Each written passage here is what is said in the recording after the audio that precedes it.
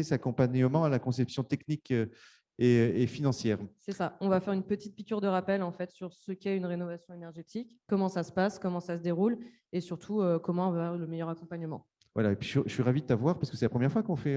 C'est ça, c'est la première fois. Que tu viens sur le grand circuit. Est-ce que Tout c'est la à première fait. conférence que tu. C'est la première conférence Voilà. que je fais Ah ben oui, en plus. Donc, soyez voilà. indulgents. Voilà, à toi alors. Merci.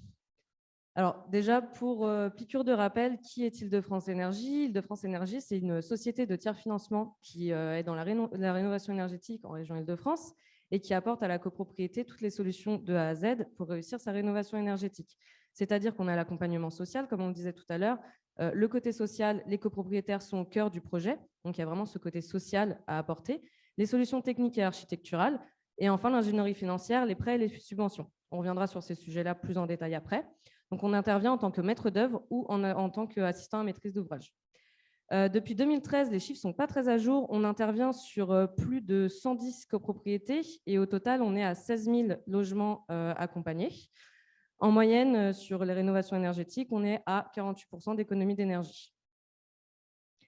Alors, un sujet d'actualité sur lequel on a déjà discuté un peu plus en amont, donc je vais passer très rapidement, mais c'est quelque chose qui est vraiment un enjeu d'aujourd'hui. Donc, comme on sait, voilà, à août 2022, l'interdiction de hausse de loyer sur les classes DPE-G et F, et janvier 2034, l'interdiction de location sur les logements E. Je ne m'attarde pas là-dessus, on est déjà venu sur le sujet. Je rajouterais juste que l'interdiction d'installer une nouvelle chaudière à fioul à partir de juillet 2022, et là, c'est demain. Alors, pour revenir à aussi pourquoi faire une rénovation, on en a aussi discuté en amont, mais je fais un petit rappel. Donc, l'entretien de la copropriété, quelques petites pathologies à résoudre, etc. La requalification architecturale, l'amélioration du confort, donc thermique. Avoir chaud en été et froid en hiver, c'est jamais agréable. La rénovation énergétique a un impact là-dessus aussi. Bien sûr, pour l'environnement, les économies d'énergie, en plus de la réduction des émissions de CO2, l'augmentation de la valeur du bien, donc la valeur verte, qui vous permettra d'avoir donc une augmentation patrimoniale de votre bien. Et enfin, la mise en conformité avec les normes et réglementations actuelles ou à venir. Alors, le chemin de la rénovation énergétique, je vais me lever. Ça sera plus pratique. Donc, le chemin de la rénovation énergétique, il est en 3 grands axes. Il y a tout d'abord, on en a discuté, le DTG, avec le choix du prestataire. En amont de cela, effectivement, il y a la recherche d'informations et de conseils, que ce soit auprès des ALEC, que ce soit auprès de Coach Copro. Le but, c'est vraiment de trouver la meilleure entreprise pour vous accompagner. Suite à cela, vous avez la conception de votre projet, donc la conception du programme de travaux.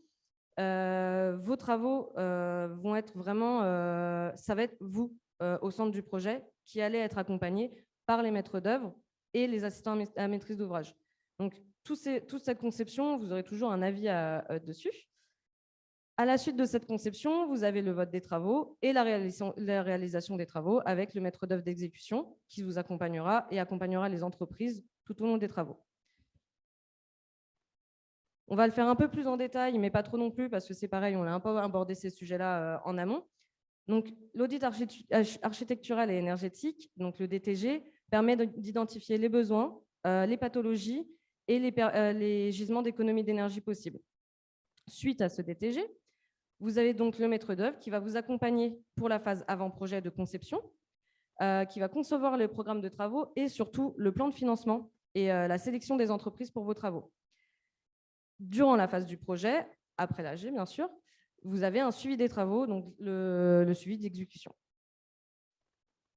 Ensuite, en parallèle à cela, vous avez l'assistance à maîtrise d'ouvrage, donc qui est l'interlocuteur qui va permettre en fait d'optimiser vos échanges entre les entreprises de travaux et qui va vous accompagner sur les prises de décision. Tout ce qui va être question technique, sociale, encore une fois, et financière, l'AMO est là pour ça. En parallèle aussi, vous avez l'ingénierie financière qui fait donc le montage de plans de financement individualisés, la mobilisation des aides dont on a discuté, collective et individuelle. Et surtout, Île-de-France Énergie propose un prêt collectif à adhésion volontaire sur lequel on va revenir juste après. Et enfin, les bénéfices de la rénovation. Une rénovation énergétique, c'est une garantie de 40 à 70% d'économie d'énergie. Vous avez donc le confort d'améliorer, des économies financières et vous valorisez votre bien sur le marché. Pour rendre le cas très concret, je vous présente 2 scénarios. Vous avez un premier scénario, le scénario 1, avec un ravalement simple. Voilà. Sécurité incendie, étanchéité des balcons, mais 0% d'économie d'énergie. On a une quote-part à 8 000 €, ce qui fait un effort mensuel de 52 € par mois. On se dit, voilà, c'est pas très cher, c'est pratique. Mais dans le cas d'une rénovation globale, vous avez le scénario 1, donc ravalement plus sécurité incendie et tout ce qui va faire de la rénovation énergétique globale. On a 53% d'économie d'énergie, donc on a vraiment un montant élevé. On a 17 800 € de quote-part, mais sur tout ça, vous pouvez avoir donc les aides individuelles et collectives dont on a parlé, et en plus la proposition d'un prêt à adhésion volontaire, ce qui revient à 27 € par mois d'économie d'énergie et un effort mensuel qui est de 2 € plus cher que le scénario 1. C'est-à-dire que la rénovation énergétique, ce n'est pas un coût qui est indécent. Au contraire, en fait, l'idée, c'est vraiment de réaliser des économies d'énergie et de rester sur un montant qui est gérable par mois. Au sujet des prêts, il y a 3 offres existantes sur le marché. Vous avez la Caisse d'épargne d'Île-de-France, vous avez Domo Finance et vous avez Île-de-France Énergie pour les copropriétés que nous accompagnons. Les caractéristiques du prêt Île-de-France Énergie, ça va être donc un prêt à adhésion volontaire. Comme je l'ai expliqué, ça veut dire qu'il n'y a aucune obligation d'y souscrire. Le montant à emprunter est libre. Le minimum est de 1 500 €. Il n'y a pas de critères de revenus jusqu'à 21 000 €. C'est-à-dire que pour les copropriétés, on a toujours cette problématique où les copropriétaires peuvent être âgés, où on a vraiment des freins à ce niveau-là. Grâce au prêt Île-de-France Énergie, on n'a pas de critères de revenus et on n'a pas de critères d'âge ou de santé. Tout ce qu'il faut, c'est être à jour de ses charges sur les 12 derniers mois et ne pas être en situation d'interdit bancaire. On propose donc l'éco-prêt à taux zéro et le prêt de marché Île-de-France Énergie. Si vous avez des questions, n'hésitez pas à me contacter par mail ou par téléphone. Et merci beaucoup, Xavier. Voilà, merci Jessica. De m'avoir accueilli pour cette première conférence. On peut t'applaudir, Jessica. Oui, non, mais c'était parfait pour une première comme ça. Ouais, c'est stressant, on ne va pas se mentir. Non, ça s'est bien passé, ça s'est pas vu. Alors effectivement, ce qu'on voit sur ta présentation, c'est que peut-être que des fois les copropriétaires ne veulent pas suffisamment embarquer la rénovation énergétique, en fait, parce que ils pensent que ils ont à juste titre qu'il y a des coûts de travaux qui sont plus chers, mais finalement on arrive à accrocher des aides. Et grâce à ces aides et grâce aux économies d'énergie, finalement, ça ne coûte pas si cher que ça. C'est ça. Et puis, il y a un vrai travail de sensibilisation à faire, en fait. C'est-à-dire que d'expliquer que les freins peuvent être levés, que ce soit de manière financière ou même un accompagnement social, où vraiment on a des réunions prévues pour expliquer aux copropriétaires comment se passe une rénovation énergétique et pourquoi ce n'est pas si compliqué, même si les coûts sont plus élevés. Oui, alors peut-être ce n'est pas une question piège, mais est-ce qu'aujourd'hui, avec l'augmentation du coût de l'énergie, aujourd'hui, on voit aussi la coercition qu'il y a sur la location des logements.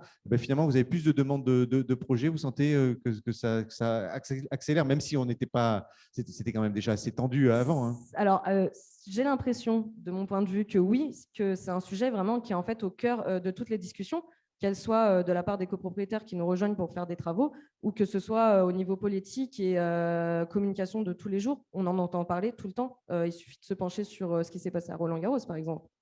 Mais est-ce que du coup, finalement, les copropriétaires, on vous appelle plus ou pas encore Oui, on est plus contactés pour faire des DTG, même avoir des renseignements.